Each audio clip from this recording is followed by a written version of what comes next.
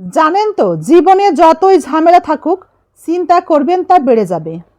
চুপ থাকলে কমে যাবে, ধৈর্য রাখলে শেষ হয়ে যাবে। তাই আল্লাহর উপরে ভরসা রাখুন। আল্লাহর উপরে ভরসা রাখলে তা খুশিতে পরিবর্তন হয়ে যাবে। পচা জিনিস থেকে এবং পচা মানুষ থেকে দূরে থাকবেন, কারণ পচা শুধু একা পচে না, পচা আপনাকেও পচিয়ে ছাড়বে। মনে রাখবেন, আপনি শুধুমাত্র তার জন্যই বাঁচুন, সেই মানুষটার জন্যে, যে মানুষটা হাজার মানুষের মধ্যে আপনার হাসি মুখটা খোঁজে। একটা কথা শুনে অবাক হচ্ছি, স্বামী স্ত্রীকে সম্মান করবে কেন? স্বামী স্ত্রীকে সম্মান করবে কেন? স্বামী যদি স্ত্রীকে সম্মান করে তবে নাকি সেই স্বামী স্ত্রীকে খুব ভালোবাসে।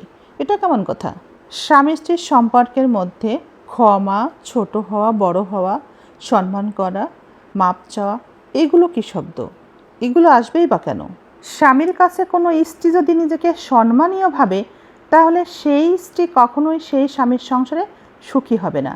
আবার সেই স্বামীও সেই স্ত্রীকে নিয়ে কখনোই সুখী হবে না। স্বামী স্ত্রীর প্রতি সত্যিকারের যে ভালোবাসা, সেখানে সংসারের প্রতি মায়া থাকে। সংসারের মায়ায় এতটাই দুজনে ব্যস্ত থাকে, নিজেদের ভালো নিয়ে ভাববার সময়ই তারা পায় না।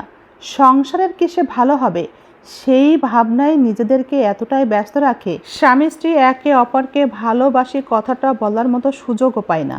একটা কথা মনে রাখবেন, যারা আপনার ভালো সহ্য করতে পারে না, তারা আপনাকে আপন ভাবলেও পিছন থেকে তারাই কিন্তু আপনাকে আঘাত করবে।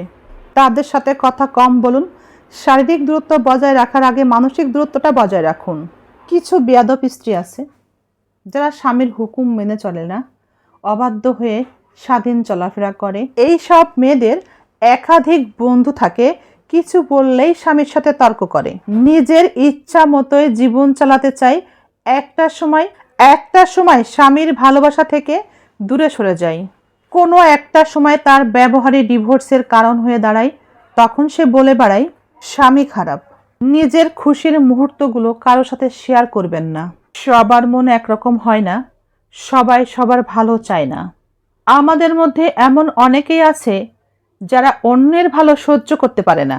স্বামী পাগল নারী তো তাকেই কয়, যে নারী অন্য পুরুষের সাথে মেশে না, অন্য পুরুষের সাথে ঘোরে না, অন্য পুরুষের সাথে হাসে না, মেশে না, আড্ডা দেয় না, স্বামীকেই জীবনের শ্রেষ্ঠ পুরুষ হিসেবে জানে এবং মানে।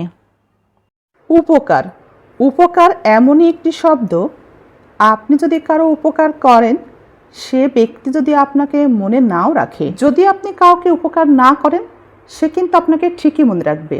তখনই মনে হয় আপনার প্রিয় মানুষটি অনেক দূরে সরে যায়, যখন হঠাৎ করেই আপনার চারিপাশে কিছু মানুষ আপনার আপন হয়ে ওঠে, আর তাদের ভিড়ে আপনার প্রিয় মানুষটি হারিয়ে যায়। সংসারের মানুষগুলোর কাছ থেকে অবহেলা পেয়ে, কিছু না পেয়ে, সব কিছু হারিয়ে একটা সময় মনটা নিঃস্ব হয়ে অনেকটা কষ্টেই নিজেকে একা করে নেয়। তখন সেই মানুষটি কে ভালো বলবে, কে মন্দ বলবে, সংসারের কিসে ভালো কি মন্দ, এসব নিয়ে আর চিন্তা করে না। এসব কিছুতে তাকে আর তেমন একটা ভাবায় না। তখন কারোর কাছে আর ভালো হতেও আর ইচ্ছা করে না। কিন্তু তখন মানুষটি একটা চিন্তা ঠিকই করে, কে কি বলল সেটা চিন্তা না করে নিজে কিভাবে ভালো থাকা যায়। সব থেকে বড় কথা, এই সময়ে মানুষটি স্বচ্ছ থাকে নিজের কাছে। কে ভালো বলল, কে মন্দ বলল, এসব কিছু তখন আর তার কাছে ম্যাটার করে না।